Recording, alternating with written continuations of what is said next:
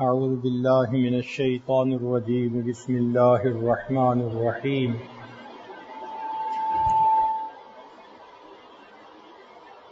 ولو بسط الله الرزق لعباده لبغوا في الأرض ولكن ينزل بقدر ما يشاء إنه بعباده خبير بصير.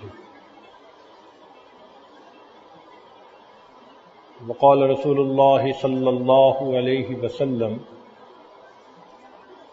إن الرزق ليطلب العبد كما يطلبه أجله. سبحان ربك رب العزة عما يصفون وسلام على المرسلين والحمد لله رب العالمين. اللهم صل على سيدنا محمد وعلى آل سيدنا محمد وبارك وسلم. اللهم صل على سيدنا محمد وعلى آل سيدنا محمد وبارك وسلم.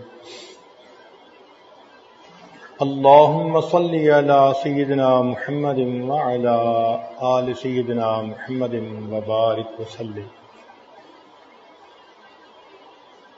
آج کے مادی دور میں انسان نے روٹی اور رزق کو زندگی کا نصب العین بنا لیا ہے. روٹی کو اتنی اہمیت کبھی بھی حاصل نہیں تھی جتنی اہمیت کے آج حاصل ہے. اس لیے روٹی کمانے کے پیچھے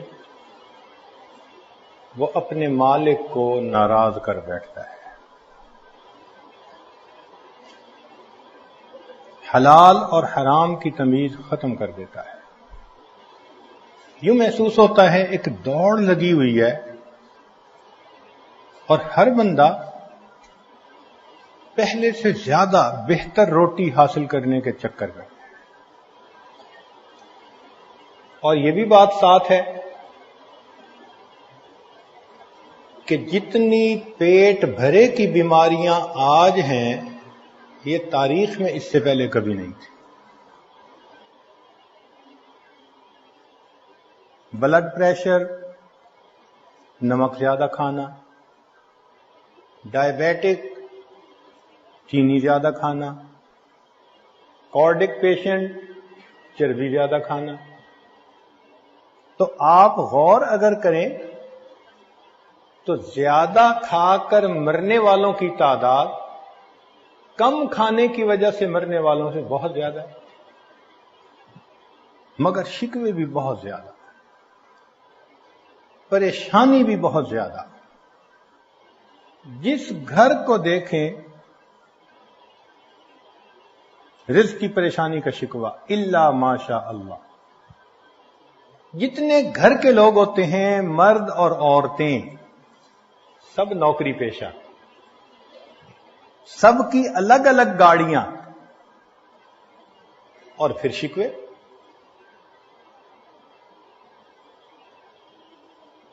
ہمیں یاد پڑتا ہے کہ بچپن میں فقیر کو دیکھا کرتے تھے تو وہ روٹی کا سوال کرتا تھا،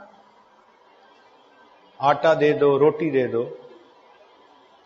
روٹی کا سوال کرتا تھا. پھر ایک وقت آیا کہ جب فقیر روٹی پر مطمئن نہیں ہوتا تھا، اس کو 5 روپے چاہیے تھے سگریٹ پینے کے لیے.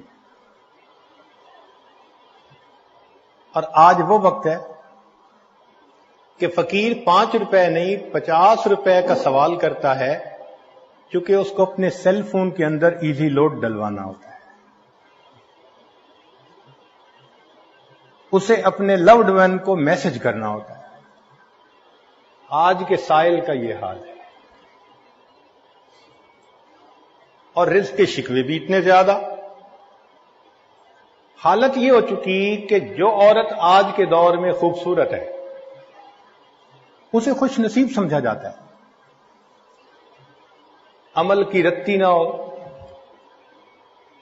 پرلے درجے کی خدا کی نافرمان ہو، لیکن فقط خوبصورتی پر عورت کو خوش نصیب سمجھا جاتا ہے. اور مرد کے پاس اگر دولت ہو تو اس کو خوش نصیب سمجھتے ہیں. نہ شکل ہو نہ عقل ہو، بڑا خوش نصیب جی.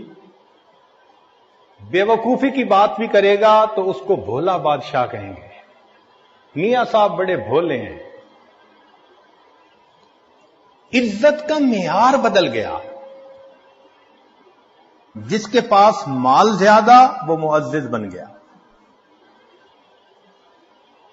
نہ نیکی کو دیکھا، نہ تقوی کو دیکھا، نہ خدا خوفی کو دیکھا، معیار بدل دی. تو چونکہ آج کا یہ مسئلہ بہت بڑا ہے،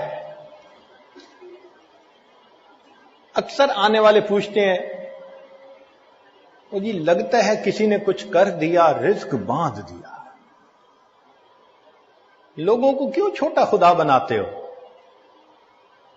اگر اللہ رب العزت رزق دینا چاہیں، ساری دنیا کے انسان جمع ہو کر اس کو بند نہیں کر سکتے.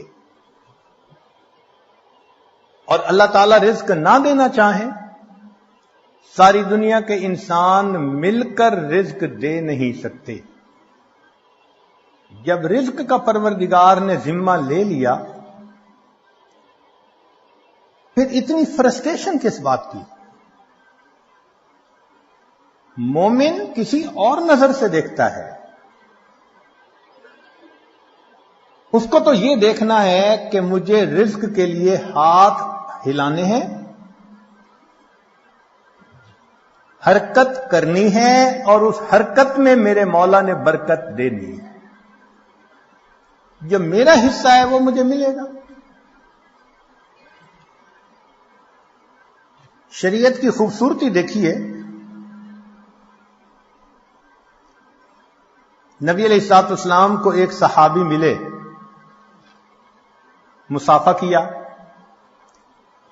آپ صلی اللہ علیہ وسلم نے دیکھا کہ اس کی ہتھیلیوں کے اوپر گٹے پڑے ہوئے ہیں، بہت سخت ہتھیلیاں ہیں. تو آپ صلی اللہ علیہ وسلم نے پوچھا کہ تمہارے ہاتھ اتنے سخت کیوں ہیں؟ اے اللہ کے حبیب صلی اللہ علیہ وسلم، میں مزدور ہوں، پتھر توڑتا ہوں، وہی میرا ذریعہ معاش ہے. تو نبی علیہ السلام نے مسکرا کر دیکھا اور فرمایا، الکاسب حبیب اللہ، جو ہاتھ سے محنت مزدوری کرتا ہے وہ اللہ کا دوست ہوتا ہے.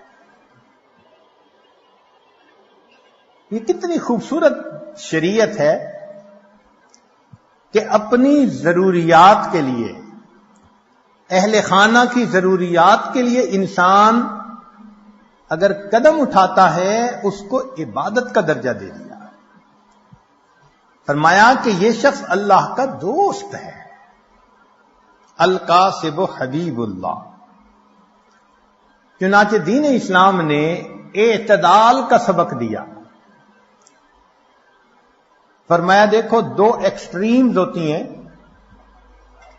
ایک تو یہ کہ انسان اتنا عبادت میں لگ جائے کہ دنیا کو خیر باد کہہ دے.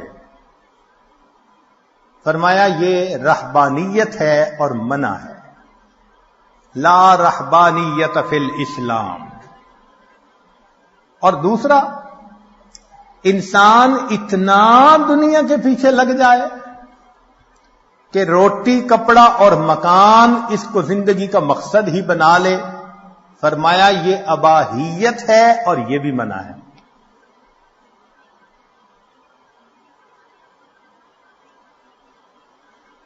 اعتدال کا راستہ اپناؤ. ضروریات پوری کرنے کے لیے کام کاج کرو. چنانچہ شقیق بلخی رحمت اللہ علیہ اپنی روزی کے لیے کسی دوسرے شہر کا سفر کرنا چاہتے تھے. اپنے دوست احباب سے مل کر وہ چلے گئے. کچھ دنوں بعد واپس اپنے شہر میں. ابراہیم ادم رحمت اللہ علیہ نے پوچھا، شقیق کیا ہوا؟ کہنے لگے میں راستے میں تھا، ایک معذور چڑیا کو دیکھا، زخمی چڑیا کو جو اڑ نہیں سکتی تھی. ایک صحت مند چڑیا اس کے پاس آئی اور اس کے منہ میں دانا تھا. اس نے آ کے اس کے آگے ڈالا اور معذور چڑیا نے کھا لیا. تو میں نے دل میں سوچا کہ جو پروردگار معذور چڑیا کو رزق دے سکتا ہے وہ